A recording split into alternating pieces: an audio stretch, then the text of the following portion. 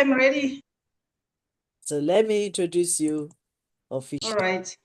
Okay, so thank you so much for joining us once again. Our weather is changing, and when it's changing like this, we have a very summer, and then we have a little bit of raining and cooler and all that, so it's not stable. So that is why sometimes it can affect us. So, but we are coping. We are coping. Now we don't know if it is sunny or if it's cooler. Until we come out of the house, we will know. Oh, we are enjoying it. We are coping. Okay. Welcome back again to Y.Y.C.I International Academy in collaboration with Appleton Private University on the program of Time for Transformation.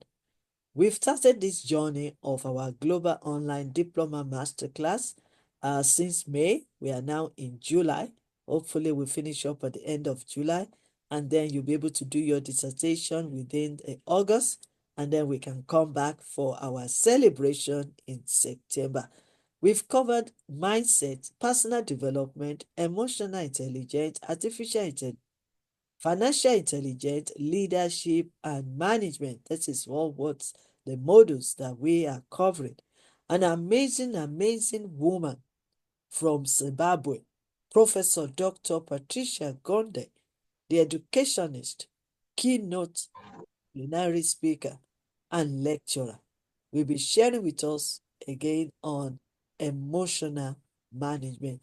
If you have missed any of our program, our modules, or sections, please avail yourself to YYCI.tv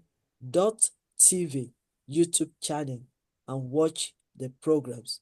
Each of our lecturers have got amazing assignment for you. So avail yourself, do all the assignments, and you will be able to qualify for diploma certificate.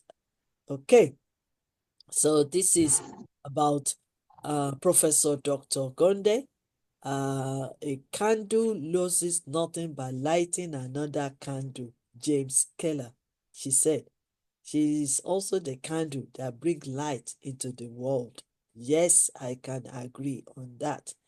In her field, she has helped students and staff to become better version of themselves.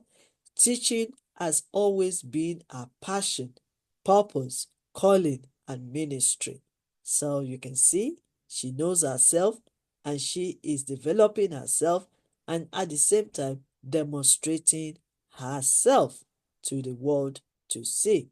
Work experience: Ambassador Dr. Patricia Gonde is a Harare-based educationist at heart. She is the head of academics at Y.Y.C.I Primary School in Harare. She has been in the teaching field for 32 years in public and also in private school. She has worked in schools, terms, have and they have not regarded resources. Through determination and hard work, she has risen from being an entry-level teacher in 1991 to leading one of Harare's top private primary school. She has risen through the rank of a senior teacher, head of department, deputy head, and now the head of academics. Teamwork has played a significant role in climbing the ladder. So she believes in leadership by osmosis, empowering and guiding the team to be self-leading, self-sufficient, and to upskill themselves. She's a learner and also and a professor.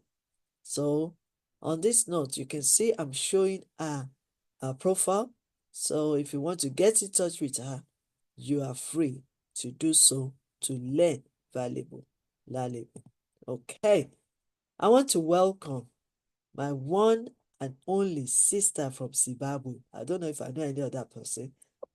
Sister that will bring me to Zimbabwe. And before she brings me or invites me to Zimbabwe, I've also fast-tracked the motion. So I'm inviting Professor Dr. Patricia to come to UK for an amazing amazing lifetime award from University of Oxford. So she's preparing to come and join me here, and we can celebrate that together. Okay, let me now. She is the founder of Artfet Education. I think you can help me with that. Okay, I can find it. The founder of Artfelt Teacher Network Global. Global, yeah. You want to know more about that? Check it out. Thank you. God bless you. I'm going to make you the co-host so that you can share your slides. Over to you, ma'am. Professor Dr. Thank, Gonde from Zimbabwe. thank you so much, my sister. Thank you for the introduction. And also thank you so much for the powerful lecture that you delivered today, and also other speakers who were with us today. I know we had powerful speakers whom we were with today. So I'd like to start by saying good morning, good afternoon, good evening to all of our participants here, our esteemed guests, our esteemed speakers, and everyone who is joining us from all the from all the world. Welcome to our fifth lecture today, where I am deliberating on I am going on the emotional management journey. And we have covered 4 series, and this is our fifth series today. I know we have covered a lot of ground so far, whereby we have defined emotional management, building resilience, how to develop emotional intelligence, and in our last session, we were tackling specific challenging emotions that we experience every day, like anger, anxiety, and sadness. And today we are going to shift a little bit on our focus to 2 powerful interconnected concepts that are foundational to the true emotional well-being, which has self-compassion and mindfulness. And these aren't just concepts that we can call the nice to haves, but they are very powerful tools that we can use to face our life challenges, and also with greater ease and kindness, so that we can foster that deep sense of peace and resilience within ourselves. Because without that peace, without that resilience, sometimes there's emotional breakdown, which can be quite harmful to us. Thank you so much, those who are here today, and those who are going to have a look at this lecture. We want to quickly recap our emotional journey so far. On our lecture 1, we began by understanding the very nature of emotions and their neurological bias. And then we moved on to how we can build emotional resilience, then also learning to bounce back. And we looked at the growth mindset and reframing as tools that we can also use. Then we moved on to lecture 3, which focused on emotional intelligence and how we relate to others and manage ourselves. And last week, we looked at how the practical strategies that we can use when we are faced with emotions like anger, anxiety, sadness. And now, the missing piece in terms of what we have covered so far is our inner relationship, because sometimes we tend to forget about ourselves. What is it that we need to do? How we treat ourselves during distress.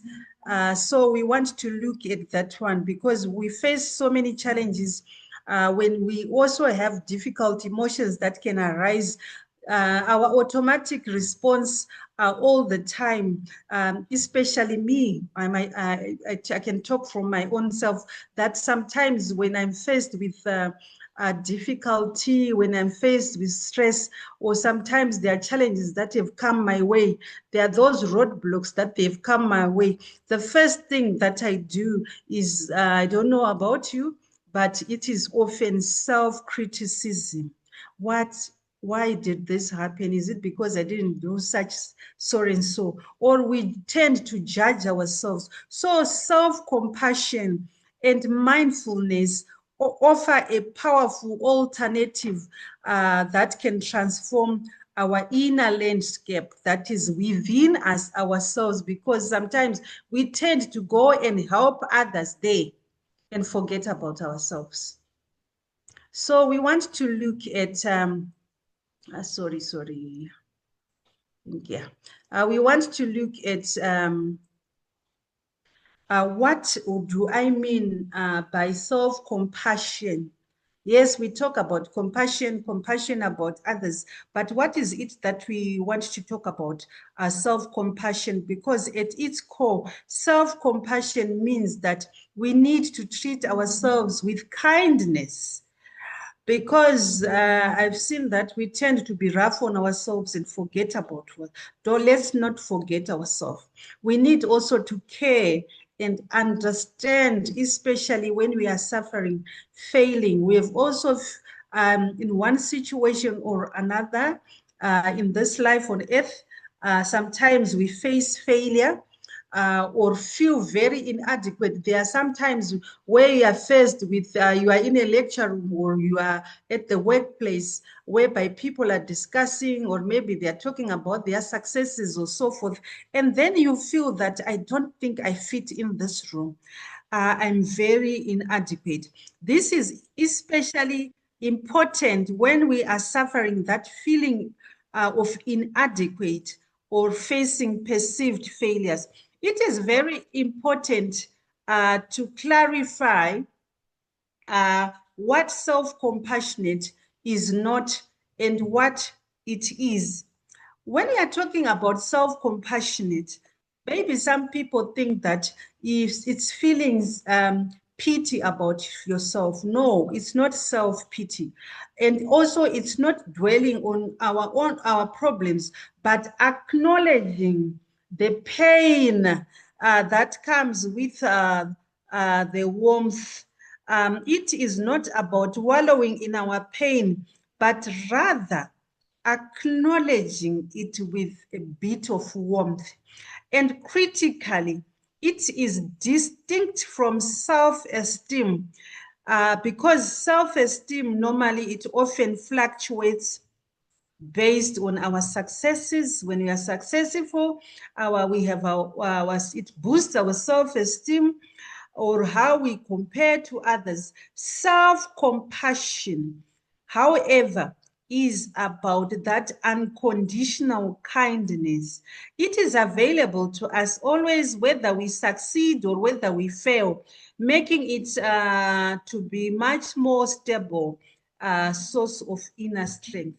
So this is what self-compassion is. It's not self-pity, it's not self-esteem, but an unconditional kindness, regardless of our performance.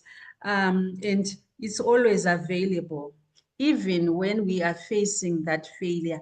This is what we call self-compassion. Maybe we can look at what other authors have talked about when you are talking about self-compassion. When you are talking about self-compassion, we have Dr. Christine Neff, who is a leading researcher in self-compassion and has identified 3 core components of self-compassion, which are number 1, self-kindness versus self-judgment. This means that we need to treat ourselves with understanding and warmth, especially when we are struggling. And rather than resorting to what we call harsh or self-criticism, there is self-kindness versus self-judgment. because we tend to judge ourselves too much to an extent that some people even go to depression. They are depressed. Then secondly, there is what they call common humanity versus isolation. And this is a recognition that suffering and personal imperfection are part of our universal harm and experience. I think all those who read the Bible, you know about the story of Adam and Eve, suffering and personal imperfection. We are not 100% perfect, because sometimes we suffer because we want to make sure that everything is 100% perfect, of which sometimes we go into too much trouble for us to reach that experience. So when we feel inadequate, it's easy sometimes to feel isolated, but self-compassion reminds us that everyone struggles sometimes. Everyone struggles. It doesn't matter what office you belong to. It doesn't matter whom you are. It doesn't matter maybe which religion, maybe which culture you come from or which country you come from. We at some time struggle. So this is sometimes it leads us to that isolation, which is not very good for us and which we should never do. Yes, sometimes you need your quiet space. It's different from isolating yourself, because the moment you isolate yourself, sometimes you see things that are not there. You dream things that are not there. And thirdly, the third component of self-compassion is mindfulness over identification versus over identification. And this involves observing our painful thoughts and feelings with openness and curiosity, and without getting carried away by them or suppressing them, because we tend to suppress them. This component directly bridges us to our second key topic today, which is on mindfulness. I hope you have understood about compassion. So why is self-compassion so vital, very important for emotional management? And according to research and according to what we know every day, self-compassion significantly reduces the stress and the anxiety, as constantly judging ourselves keep us in a state of threat. Sometimes when we judge ourselves too much, we are threatening ourselves in one way or another. And then secondly, it increases resilience, allowing us to face setbacks. Yes, we sometimes have problems, but sometimes we need to bounce back from those setbacks and move forward. You can't keep on crying that this happened. You need to move forward and not always to go back, but to bounce back and move forward. Then thirdly, it boosts our motivation, because as with self-compassion, it fosters that a mindset of learning, like what we are doing today, and a mindset of learning and growth from mistakes. Mistakes are always there, and we should use those mistakes to build upon what we didn't do well, so that we can improve. It can be a product at a shop, it can be an exam that you had failed, or it can be a project that you have been doing. Those mistakes, if they are not there, then sometimes we don't learn. We always learn from our mistakes, rather than paralyzing shame that, oh no, I made a mistake, and you are blaming yourself for the rest of your life, and it is going to take a toll on your life. Then it improves our relationships. Self-compassion improves our relationships, because if with others, as kindness starts from within, if we are kind to ourselves, we are better able to be kind to others. So if your cup is full, you're also able to share with others what you have. So ultimately, self-compassion promotes our overall well-being, leading to greater life satisfaction and more effective emotional regulation. And it is a powerful antidote to perfectionism and burnout, because sometimes we feel a lot of burnout when we are blaming ourselves, when we are blaming our family. We can also talk to them. You can talk to your colleagues, you can talk to your workmates, you can talk to your family, that they also need that self-compassion, to be kind to themselves, to be not to be rough for themselves. You've seen people committing suicide. So we need to talk to them, to be kind, so that we avoid those instances whereby people are hurting themselves internally and also physically.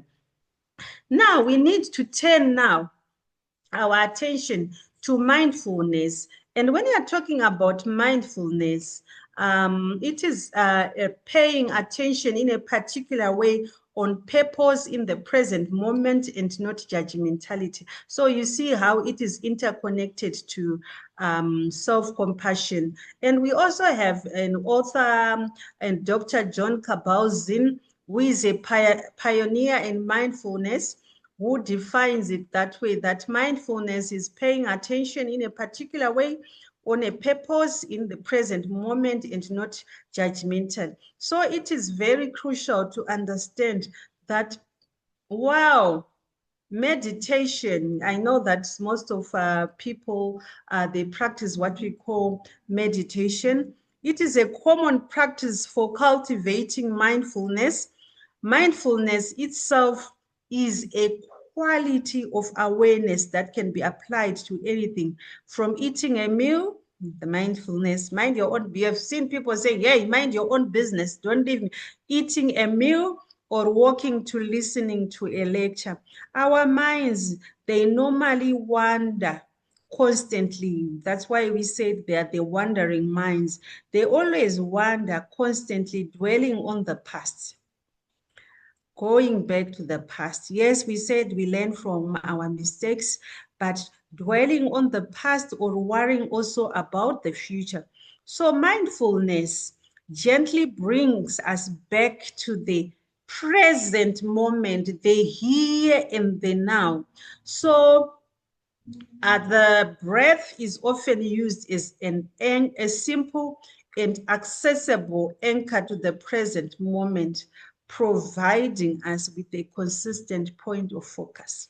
Like I said, sometimes we blame ourselves because of something that has happened in the past, but we can use that something that has happened in the past to improve on it, so that we avoid it to happen again. Now, what are the benefits of mindfulness? The benefits of mindfulness are very extensive, and they are also well supported by scientific research.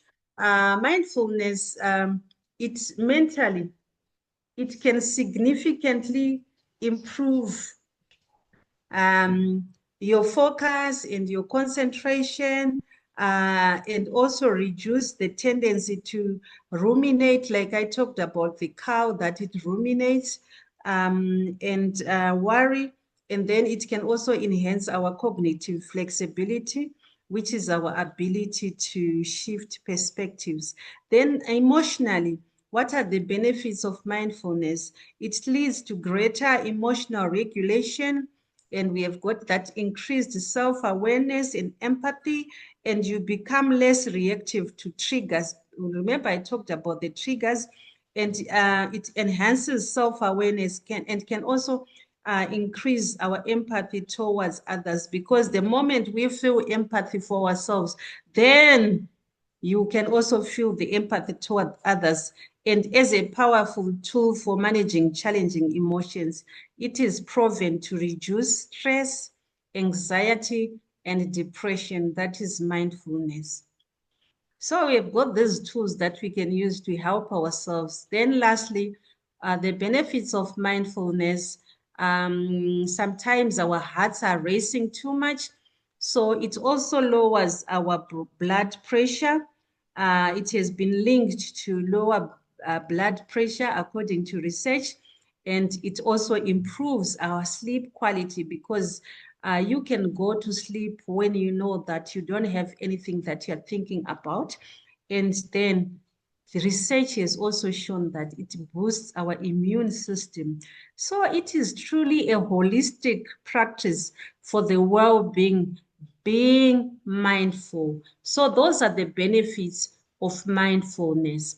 And what now can we do? You don't need hours to practice mindfulness. Here are simple practical exercises you can integrate into your day. We have what we call the mindful breathing, whereby you need to simply sit quiet for 3 minutes. Remember, this is not isolation, but you are simply sitting there quietly for 3 minutes, focusing solely on the sensation of your breath.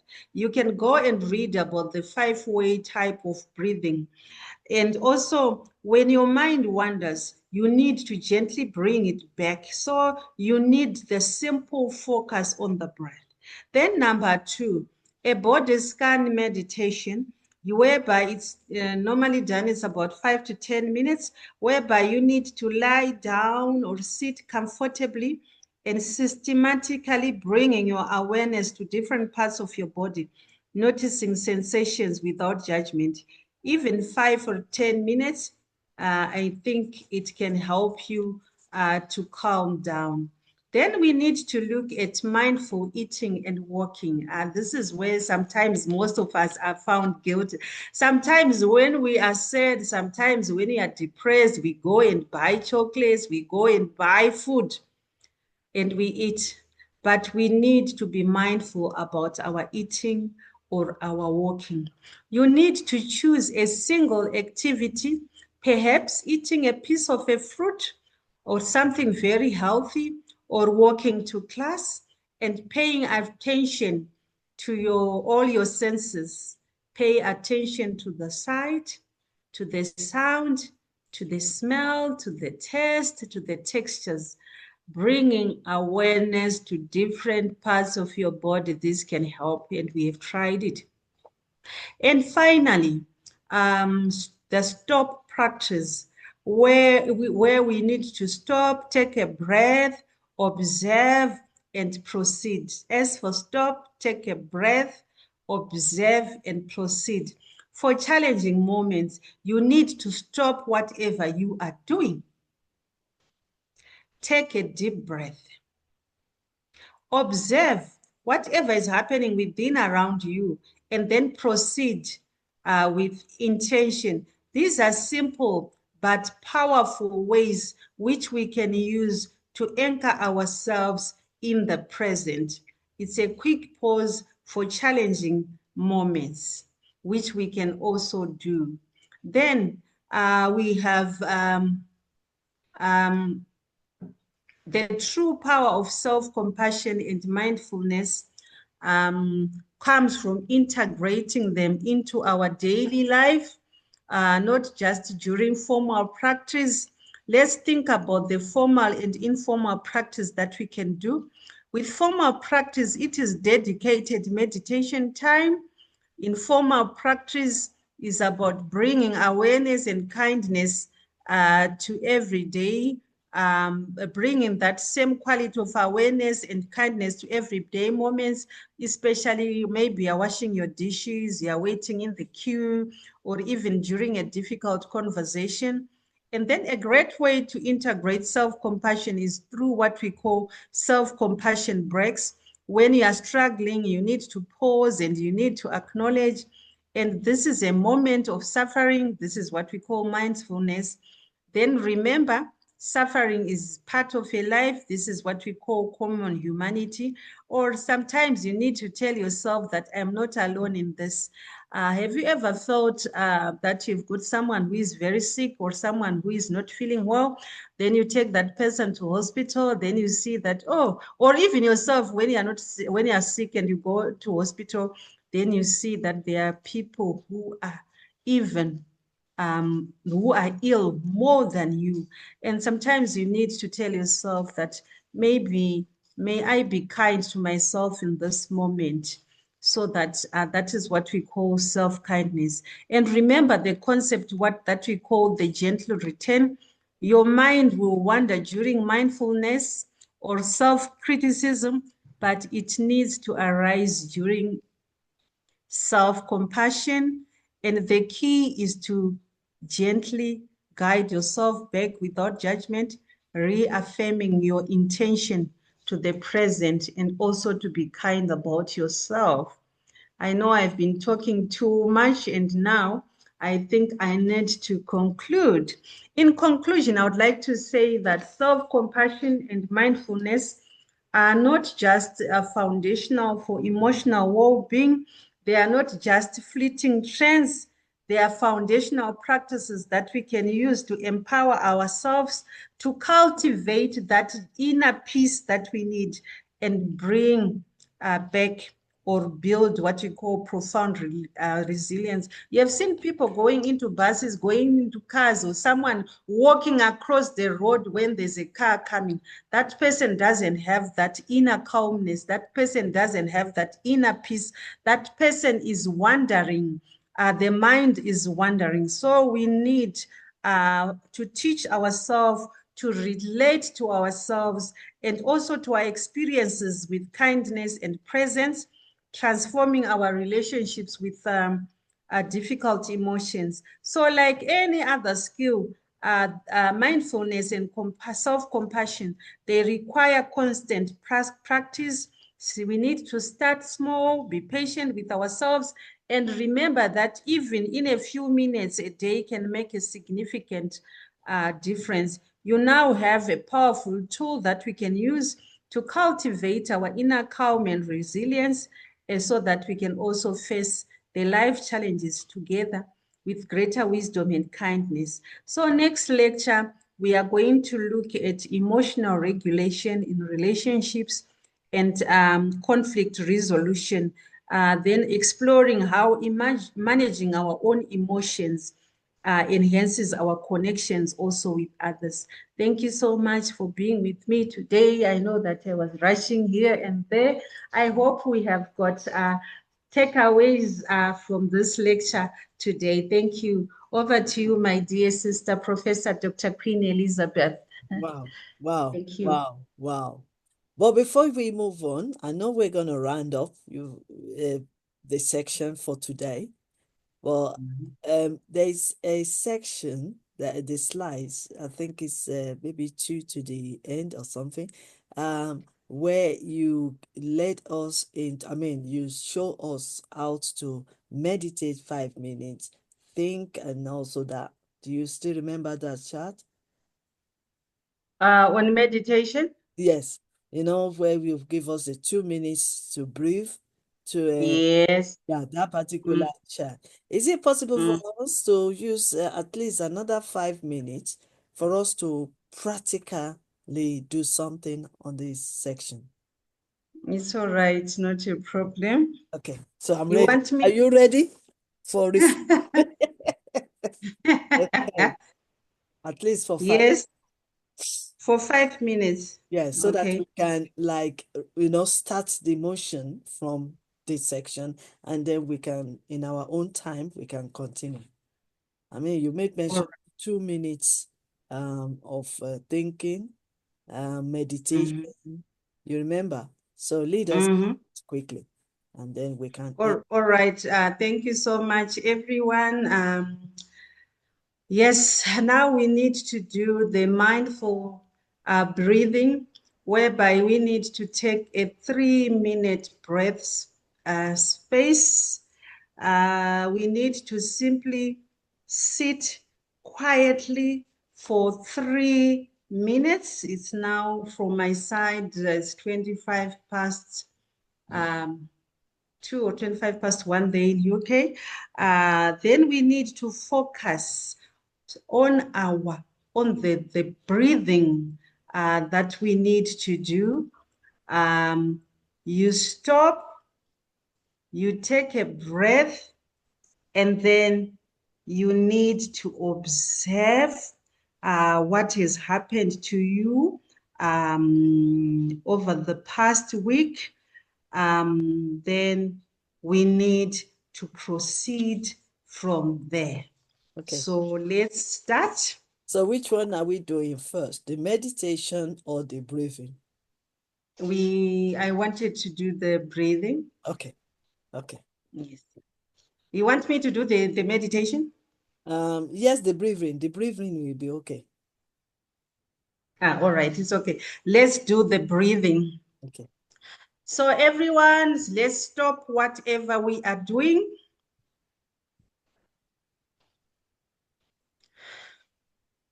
Take a deep breath.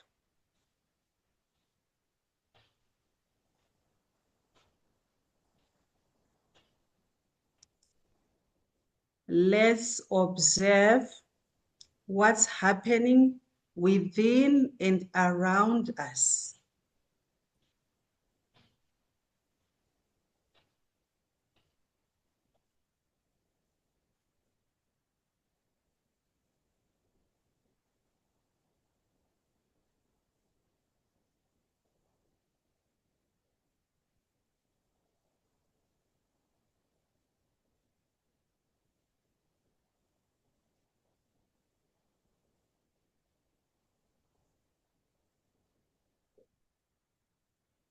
Think about what has been happening in the past, what has been happening the whole of this week. Anything successful that happened to you, any mistakes that happened to us. And let's think about how we can move forward.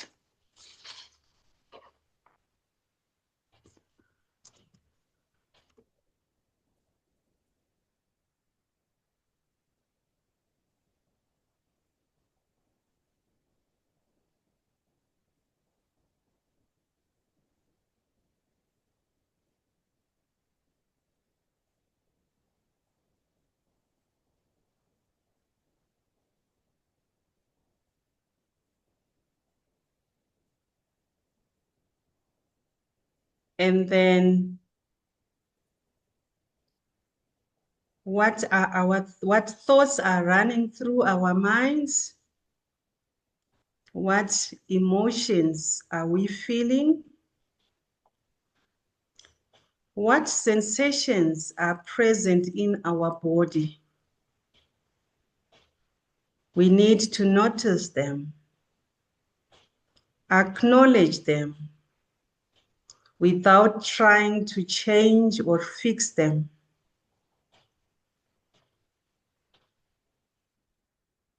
What is it that we hear?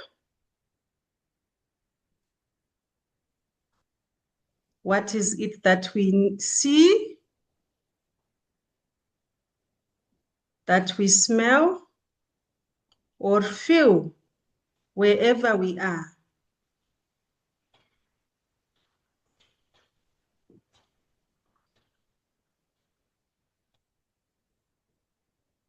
And now, with this newfound awareness, we need to proceed with intention. Let's ask ourselves, what is the most helpful next step right now? What do I need in the moment? Choose your next action rather than being driven by autopilot or a habit or raw emotion. And this might mean continuing what you were doing, making a different choice, or deciding that you need more time or support before doing anything.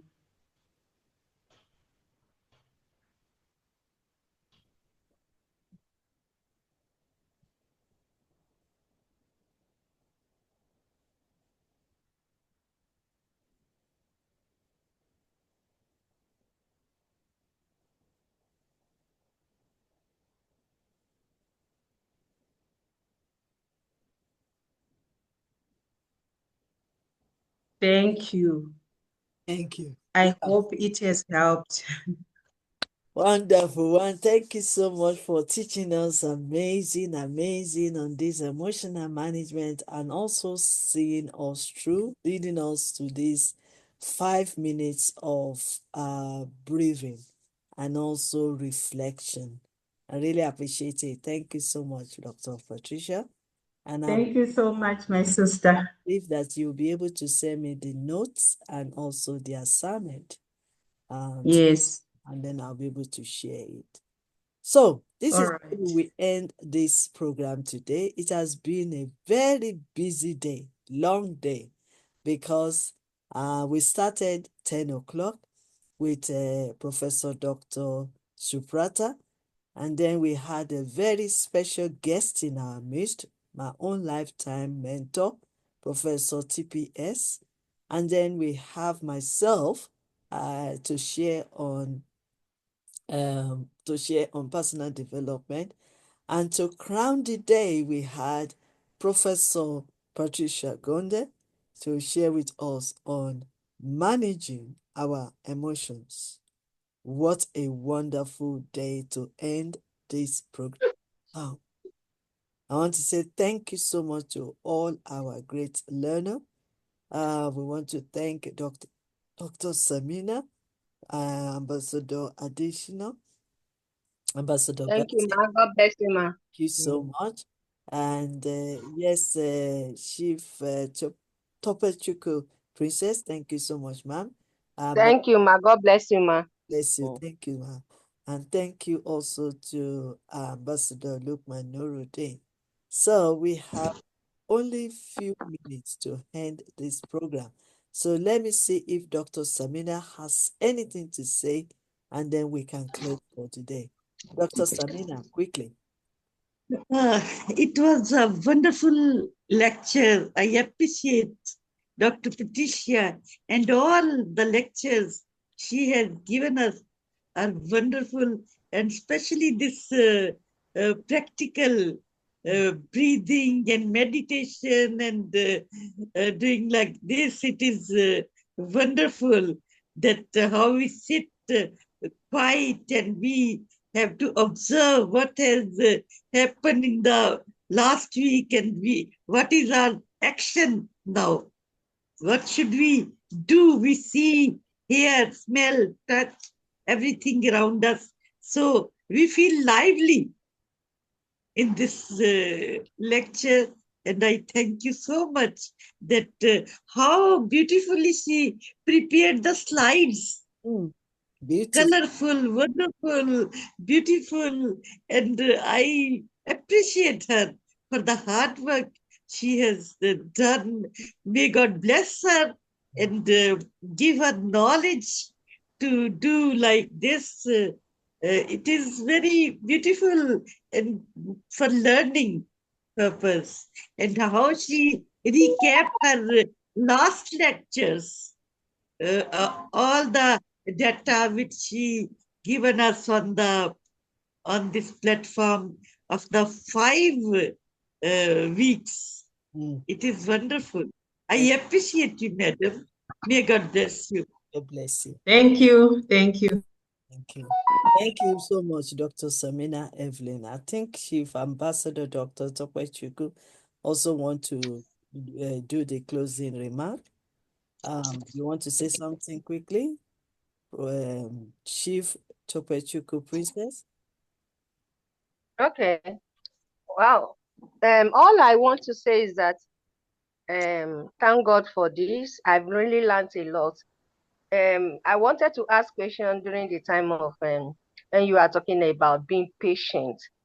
In the past, I've learned that when I'm not patient about something, when I rush to do anything, I always encounter failure. So with this that I learned today, in fact, it has helped me to have a kind of another mindset.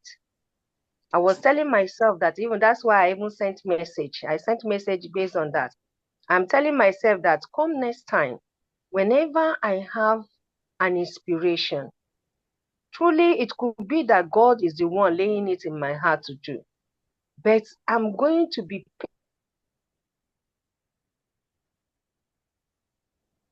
Okay. Shall we continue and then we will end this program? Shift Topechuku, I think it's your connection. Okay. So on this note, we want to say thank you so much for joining us on this, our great journey. We really appreciate your time. Yes, Thank you, ma'am. yes, continue. Continue to round up, please. You mean me? Yes, yes. You were saying something. No, I'm done. I say thank you very much. It's a Oh, good opportunity for me. okay. Ambassador Lukman Nuruddin, you want to say something? Ambassador Adeshina? Okay, all right. So at this note, I would like to say thank you so much to Professor Patricia on behalf of Y.Y.C.I International, Y.Y.C.I International Academic and Appleton Private University. We want to say thank you, ma'am, for your time, for preparing for this great diploma online masterclass, and also leading us through the briefing section. We appreciate you deeply, Professor Dr. Patricia Gonde. Thank you so much. On this note, we need to end this program now. It's already 1:30. We don't want to delay you any further. We want to appreciate Ambassador Isaiah. Thank you so much for joining us. Ambassador Basi Motela, thank you so much. Ambassador Lukman, thank you so much. Chief Topatico Princess, thank you so much. And our matron and president from Pakistan, Dr. Samina Evelyn, thank you so much. And to you as well, Professor Patricia, thank you once again. So we're going to end this program now. May I end this program now, please? Yes. Yes, you Yeah. can. Okay. And then may I end this program? That's the second time. Yes, you can. You can. Yes, you can. And then the last but not the least, may I end this program now?